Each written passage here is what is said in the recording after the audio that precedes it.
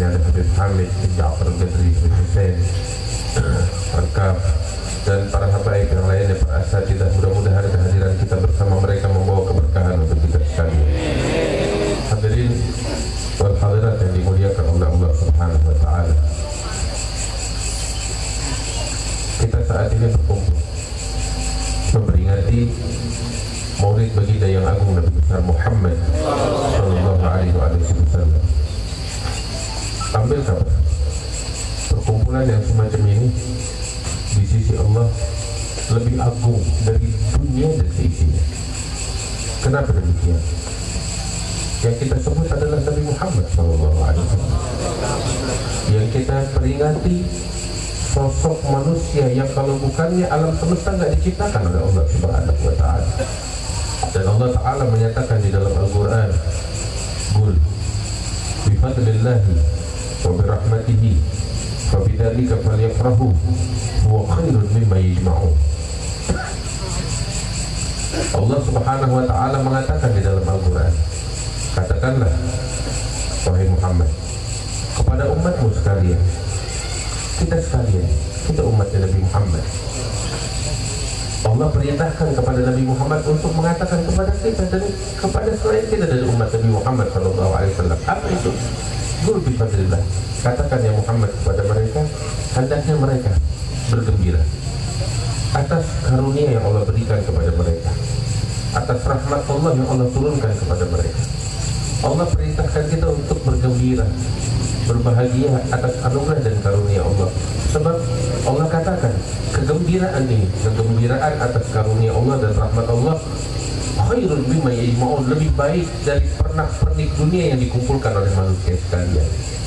Dan anugerah teragung, karunia terbesar, rahmat Allah Subhanahu wa taala yang paling agung nggak lain adalah sosok baginda Nabi besar Muhammad sallallahu alaihi wasallam. Karena itu saya rasa sudah sepatutnya kita mengungkapkan kegembiraan kita, kebahagiaan kita, dan perkumpulan semacam ini nggak lain adalah ungkapan syukur kita kepada Allah, ungkapan kebahagiaan kita atas karunia yang semacam ini. Mudah-mudahan perkumpulan kita ini membawa keberkahan untuk kita sekalian dan menjadi penyebab turunnya rahmat dari Allah untuk kita sekalian. Dan insya Allah dengan berkat perkumpulan semacam ini, bala, musibah, bencana, penyakit diangkat oleh Allah Subhanahu wa taala.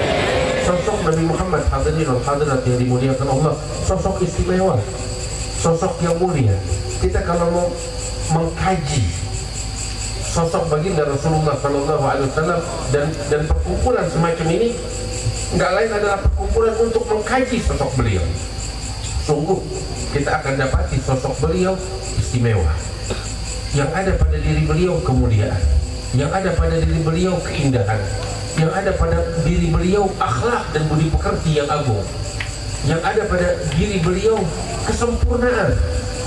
Sehingga kita mungkin saat ini antara kita dengan Nabi Muhammad sekitar 15 abad, kita nggak ngalamin kehidupan beliau, kita nggak pernah melihat dengan mata kepala kita.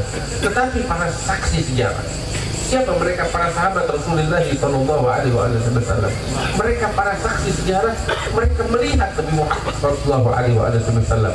Dan ketika mereka melihat sosok Nabi Muhammad SAW, mereka menyatakan kekaguman mereka terhadap baginda Rasulullah SAW. Hingga beberapa dari mereka mengatakan, di antaranya Hasan bin Thabit, beliau bilang, wa ajmalu minka lam taragatu aini, wa ahsanu minka lam talidin nisa'u, khuliqta mubarra'an min kulli aibin ka'annaka qad khuliqta kama tasha'u. Beliau bilang, ya Rasulullah, ini mataku nggak pernah melihat sosok yang lebih tampan dari dirimu ya Rasulullah. Dan sungguh wanita-wanita di muka bumi ini tidak akan pernah mampu melahirkan sosok manusia yang lebih mulia dari dirimu. Engkau diciptakan oleh Allah tanpa ada cacat sedikit pun, seakan-akan engkau diciptakan oleh Allah sesuai dengan pesananmu sallallahu alaihi wasallam. Kalau seseorang melihat sosok Muhammad, fisik beliau istimewa. Sebelum berbicara tentang akhlaknya, fisiknya pun istimewa. Fisiknya Nabi Muhammad SAW begitu istimewa. Saking istimewanya, sebagian besar dari anggota tubuh Rasulullah disebut oleh Allah dalam Al-Quran. Sebagian besar dari anggota fisik tubuhnya Nabi Muhammad disebut oleh Allah Ta'ala di dalam Al-Quran. Siapa sih di antara kita yang matanya disebut oleh Allah dalam Al-Quran? Siapa di antara kita yang dadanya disebut oleh Allah Ta'ala di dalam Al-Quran?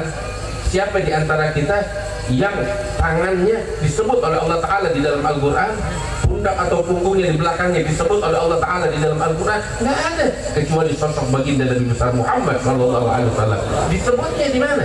Nggak tanggung-tanggung, di dalam Al-Quran, di dalam firman Allah yang Allah turunkan kepada Nabi Muhammad Sallallahu Alaihi Wasallam. Allah Ta'ala bilang di dalam ayat yang sangat banyak menyebutkan tentang fisik Nabi Muhammad, satu persatu disebutkan oleh Allah Subhanahu Wa Ta'ala. Di antaranya di dalam surat yang selalu kita baca, Alam Nashrah Laka Sadrak.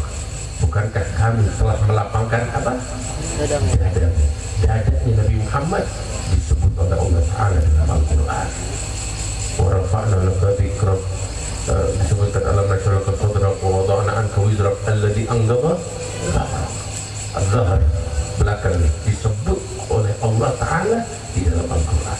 Subhanallah, ini sosok yang mulia. Bahkan itu para sahabat menceritakan tentang fisik Nabi Muhammad Sallallahu Alaihi Wasallam yang istimewa. Fisiknya istimewa. Hadirin wal hadirat, berapa banyak di muka bumi orang-orang yang tampan, cakep, ganteng, cantik. Mereka wafat, habis begitu aja. Iya kan? Habis. Tapi Nabi Muhammad Sallallahu Alaihi Wasallam lebih dari 1400 tahun dari sejak wafatnya, rambut beliau masih dijaga, masih terjaga rambut beliau, dipelihara sampai sekarang. Apa yang membuat orang-orang menjaga dan memelihara rambutnya Nabi Muhammad kalau bukan karena keistimewaan? Itu sahabat menceritakan tentang rambutnya Rasulullah Sallallahu Alaihi Wasallam. Nabi Sallallahu Alaihi Wasallam, hadirin wal hadirat, orang paling ganteng, nggak ada duanya. Rambutnya hitam pekat, sampai Sayyidina Barra ibn Azib beliau mengatakan, ma ra'aitu min dilimmatin sauda fi hullatin hamra ahsana min Rasulillah Sallallahu Alaihi Wasallam. Saya, katanya Sayyidina Barra bin Azib, saksi sejarah, beliau yang melihat, saya nggak pernah melihat sosok laki-laki yang rambutnya panjang. Sebab Nabi itu kadang rambutnya itu terkadang kalau lagi pendek sampai ke ujung telinga, kalau beliau biarkan panjang sampai ke ujung leher, tapi kalau lagi dibiarkan sampai lebat sampai ke pundak. Itu Nabi Muhammad. Dan rambutnya Nabi Muhammad itu dibilang lurus enggak, dibilang keriting enggak, tapi tengah-tengah. Apa bahasa kita tuh? Ikal, cakep. Terus rambutnya Nabi itu hitam pekat.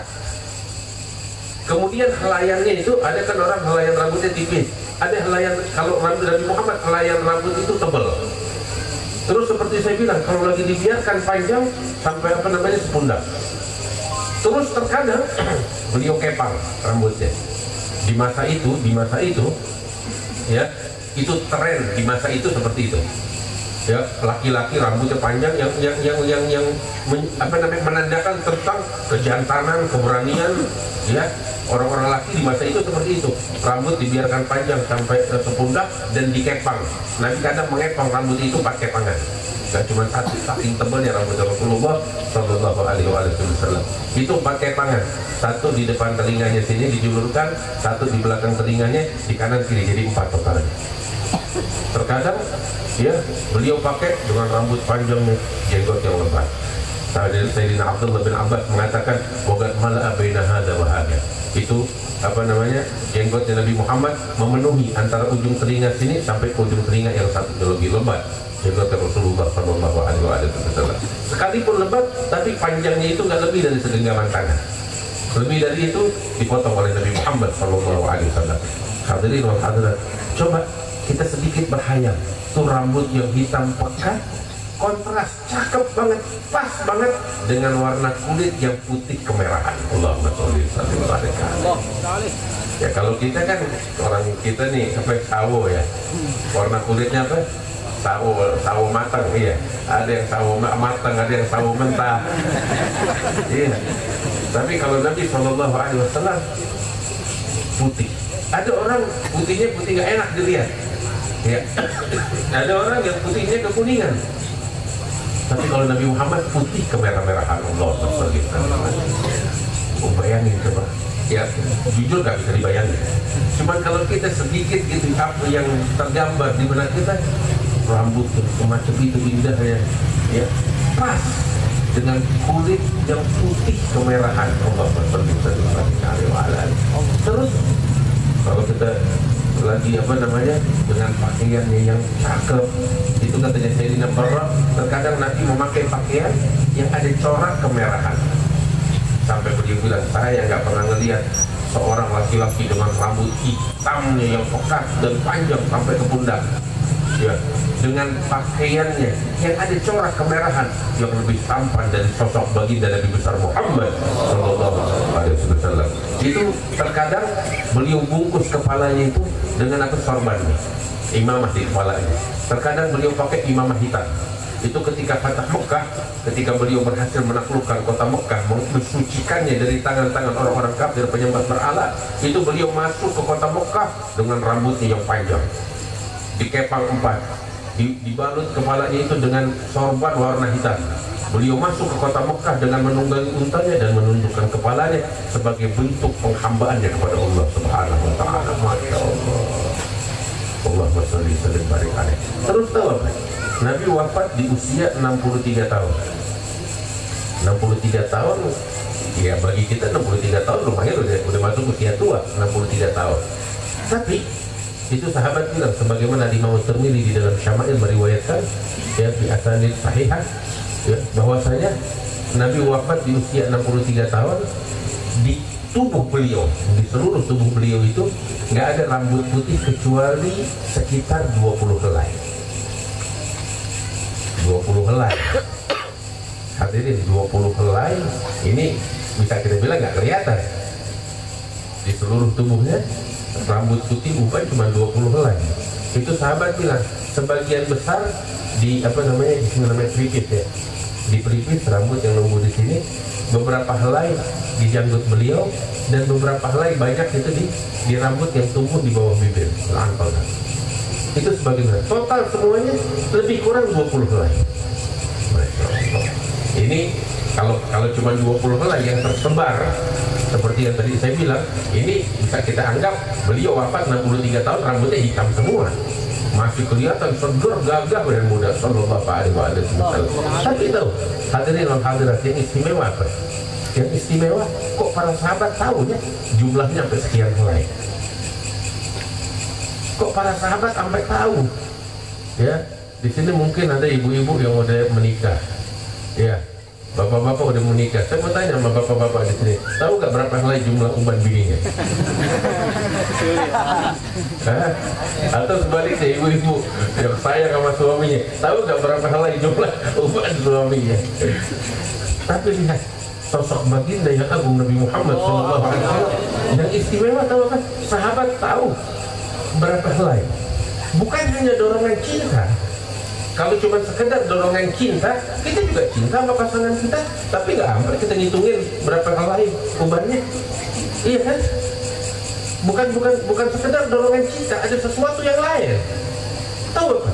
Saya mengkaji ini, saya berpikir apa yang mendorong mereka para sahabat. Nggak ada loh orang ngitungin ubannya orang. Sekalipun dorongan cinta, nggak ada orang ngitungin ubannya orang. Ya, saya nggak bakal ngitungin uban bini saya berapa, dan sebaliknya juga. Tapi kenapa? Apa yang mendorong mereka untuk itu? Betul mereka cinta kepada Rasulullah para sahabat. Tapi tahu, ya Allah alam. Tapi yang saya lihat, mereka para sahabat menyaksikan pada fisik Rasulullah ini lain dari yang lain. Makanya membuat mereka penasaran, sampai dihitungin, sampai diperhatiin bentuknya, warnanya, dan seterusnya. Kenapa? Karena mereka melihat fisiknya Nabi Muhammad beda sama yang lain. Fisik beliau istimewa, bashar lakal bashar. Beliau manusia, tapi nggak seperti manusia yang lain Sallallahu Alaihi Wasallam. Hadirin yang dimuliakan Allah Subhanahu Wa Taala. Tahu di antara yang istimewa lagi, ini kita baru ngomong tentang rambut ya, belum ngomong yang lain. Tahu apa? Di antara yang istimewa, ini 15 menit saya ngomong cuma tentang rambutnya Nabi Muhammad SAW. Kita asyik ngedengerin. Coba kalau iklan sampo 15 menit. Ada. Itu kalau kita lihat di skip langsung. Jangankan 15 menit, setengah menit aja skip udah. Habisin, ngapain kita nontonin apa iklan sampo. Tapi kita bicara tentang rambutnya Nabi Muhammad SAW, makin mendalam, makin kita penasaran dengan sosok baginda Rasulullah SAW. Ada istimewa. Allahumma sholli alaihi. Ini baru rambutnya, belum lagi yang lain. Dan itu yang saya bicarakan baru sedikit. Ya, nggak seluruhnya tentang rambut. Kalau mau bicara tentang rambutnya Rasulullah, masih banyak yang belum kita bahas. Masih banyak yang belum kita bahas tentang rambutnya Nabi Muhammad SAW. Itu dulu para sahabat tahu apa? Mereka sampai disebutkan di dalam riwayat sahihah, mereka memperebutkan rambutnya Nabi Muhammad SAW hingga sampai itu digambarkan mereka hampir saling membunuh satu sama lain. Ini artinya mubalagh. Kalau mubalagh apa bahasa Indonesianya? Apa ungkapan yang dilebihkan untuk menunjukkan bahwa memang perkara ini begitu dahsyat gitu. Mereka hampir saling bertikai satu sama lain demi untuk memperebutkan rambutnya Nabi Muhammad SAW. Terus ini bukan perkara bid'ah atau syirik, enggak. Sebab apa tahu? Yang membagikan rambut itu bukan orang lain, Nabi sendiri yang membagikan itu rambut kepada para sahabatnya. Allahumma sholli wa sallim barik alaihi. Terkadang itu disebutkan di dalam riwayat, setelah beliau duduk dengan istri beliau namanya Ummu Salamah, beliau keluar dari kemahnya, beliau panggil tukang cukurnya, beliau duduk ngadep kiblat, panggil tukang cukur, digundul nih rambutnya Nabi Muhammad. Begitu dibotak, sahabat ngelihat semuanya. Nabi ngambil dari rambutnya itu yang udah dibotakin, segenggam dibagi. Itu para sahabat pada berebutan, memperebutkan rambutnya Rasulullah SAW. Diambil lagi, dibagi ke sebelah kanannya, sebelah kirinya, dan begitu seterusnya sampai mereka memperebutkan itu rambut, sampai disebutkan oleh Sayyidina Abu Hurairah, Anas bin Malik dan lain-lainnya. Itu saking mereka memperebutkannya, nggak cuma satu orang, dua orang, seluruh sahabat memperebutkan, hingga mereka hanya kebagian, tiap orang dari mereka hanya kebagian paling banyak 3 helai. Mayoritas hanya 2 helai atau 1 helai rambutnya Rasulullah. Paling banyak itu penjara hanya dapatnya 3 helai. Lebih dari itu nggak ada. Saking mereka semuanya memperebutkan rambutnya Nabi besar Muhammad SAW. Itu beberapa dari mereka seperti Sayyidina Khalid bin Walid. Itu rambutnya Rasulullah ditaruh di mana tahu? Dia bungkus yang rapi, ditaruh di atas kepalanya, di dalam sorbannya, di dalam imamahnya, ya. Sehingga ketika bertempur di medan perang, selalu tuh dia bawa rambutnya Rasulullah ditaruh di atas kepalanya, tempat yang paling terhormat. Kenapa? Tahu sebabnya apa? Itu disebutkan Sayyidina Khalid bin Walid, ya, pedang Allah julukannya, Saif min suyufillah, ya. Itu beliau taruh rambut Rasulullah. Tahu kenapa? Karena beliau tuh kalau bertempur di medan perang nggak pernah kalah. Pertempuran di mana aja yang beliau pimpin nggak pernah kalah. Menang dengan kemenangan yang gemilang. Semua penasaran apa sebabnya. Ketika dicari tahu, penyebab utamanya tahu apa? Bukan karena kehebatannya Khalid bin Walid, tapi karena rambut Rasulullah yang beliau taruh di atas kepalanya dan beliau bawa di setiap medan perang bertempur di jalan Allah Subhanahu wa Ta'ala. Sampai begitu dahulu para sahabat Rasulullah SAW. Ini baru rambutnya Nabi Muhammad. Masih banyak lagi kalau kita membahas tentang rambutnya Rasulullah. Belum yang lainnya. Keringatnya Nabi Muhammad aja istimewa, dikumpulin oleh para sahabat Rasulullah SAW. Keringatnya Nabi. Belum mata beliau telinga, wah macam-macam.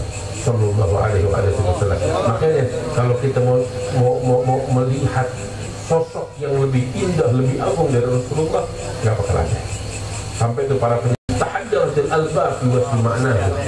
Bulan purnama iri, bulan purnama cemburu melihat ketampanan Nabi besar Muhammad sallallahu alaihi wasallam. Alhamdulillah, ini nabinya kita. Ini kekasihnya kita. Dan malam hari ini kita berkumpul untuk mengungkapkan kecintaan kita kepada beliau. Mudah-mudahan Allah muliakan kita dengan Rasulullah sallallahu alaihi wasallam. Hadirin yang dimuliakan Allah, gak kangen dengan Nabi, gak rindu sama Rasulullah.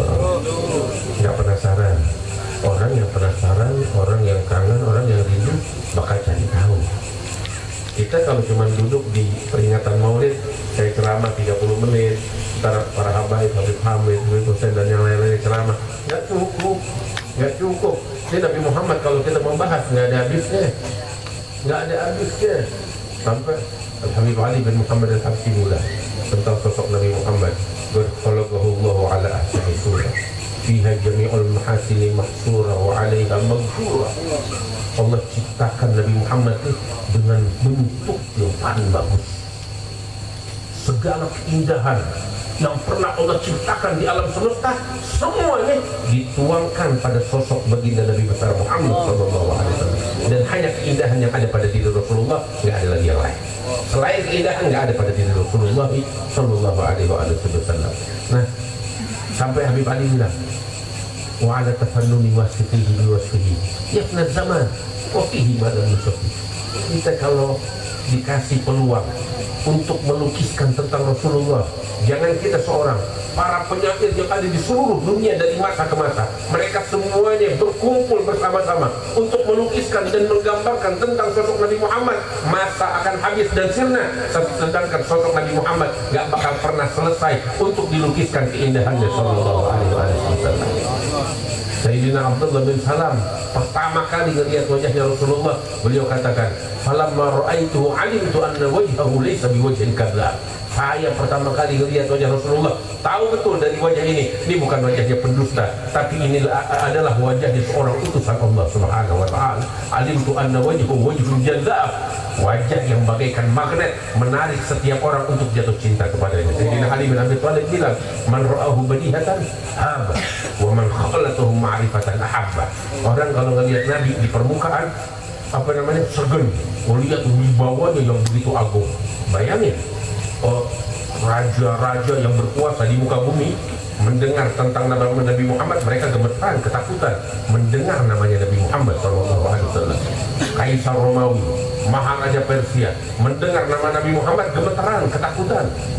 Sayyidina Ali bilang, orang kalau lihat Nabi Muhammad di permukaan sekilas, mereka pada segan. Tapi kalau udah dekat sama Nabi Muhammad, kenal dekat, pasti jatuh cinta kepada Rasulullah SAW. Nah, kita biar cari tahu tentang Rasulullah. Makin kita tahu tentang beliau, makin kita jatuh cinta kepada beliau. Saya bilang nggak cukup kalau cuma sekedar hadir maulid, nggak cukup kalau cuma sekedar baca rawi, baca kitab maulid, maulid Sintusyura, maulid Daibahi, maulid Berzanji, Syaraf al-Anam, nggak cukup. Mayoritas kita juga nggak paham apa yang kita baca.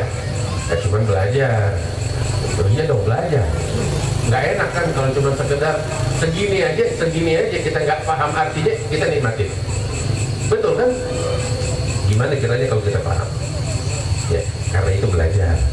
Saya mau nih kita pulang dari sini nih, masing-masing di antara kita belajar bahasa Arab. Ayo. Alhamdulillah pesantren di mana-mana sekarang. Iya, pengajian, majelis, di sini mayoritas asatidzah. Ya, belajar dari mereka. Tuntut ilmu. Jangan cuma sekedar kita hadir majelis sedikit soal ada ini bagus, tapi juga belajar. Kita pengen baca maulid, kita paham artinya. Kita pengen baca Quran, kita paham artinya. Kita pengen sholat, kita paham artinya. Ya malu lah, malu kita hidup bertahun-tahun jadi orang Islam, tapi bacaan sholat yang kita baca bertahun-tahun kita nggak paham, kan nggak enak. Ibu-ibu, bapak-bapak, hadirin hadirat, nonton film Korea nggak paham artinya, enak nggak? Kagak. Ini sekedar contoh aja, banyak anak-anak muda nonton film Korea nggak ada teksnya, terus nggak ada bahasa Indonesia nya, cuma bahasa Korea. Nontonin begitu nggak enak. Kita bakal cari versi yang ada apa namanya translate, ada apa namanya terjemahan, baru enak ditonton. Kalau nggak enak. Terus kita sholat 5 waktu bertahun-tahun, hadir maulid. Ini saya rasa nih kita nih pada pecinta maulid semua. Iya kan, di mana-mana ada maulid. Ini aja lagi dibatasin kayak begini, maulid tetap ada. Iya kan? Nggak ada mas. Alhamdulillah, ini nikmat dari Allah Subhanahu wa taala. Sekalipun dibaca, tetap kita cinta maulid. Cuman kan kalau kita bacanya sambil kita paham, ngerti apa Allah. Ini sedikit aja yang saya ceritain udah asyik banget. Apalagi kalau kita paham. Ya Rabb, mudah-mudahan Allah gerakin hati kita untuk mau belajar, menuntut ilmu. Mudah-mudahan kehadiran mereka para ulama insya Allah bisa memotivasi kita, membuka hati kita untuk mau menuntut ilmu. Alhamdulillah, di tengah-tengah kita para ulama, para habaib, mudah-mudahan kehadiran mereka membawa keberkahan untuk kita sekalian. Hadirin wal hadirat yang dimuliakan Allah. Saya rasa saya nggak mau panjang lebar lagi. Kenapa Beb? Biar pada penasaran. Biar pada penasaran. Sini ada Habib Hamid, ada Habib Hussein dan yang lain-lainnya. Terus juga saya juga buka pondok di sini nggak jauh di Tajur Halal. Yang mau ngaji, cuman saya masih bolak-balik, saya belum tinggal di sini. Yang mau ngaji ahlan wa sahlan wa marhaba. Dan insya Allah kita semua dapat keberkahan dari Allah Subhanahu wa Ta'ala.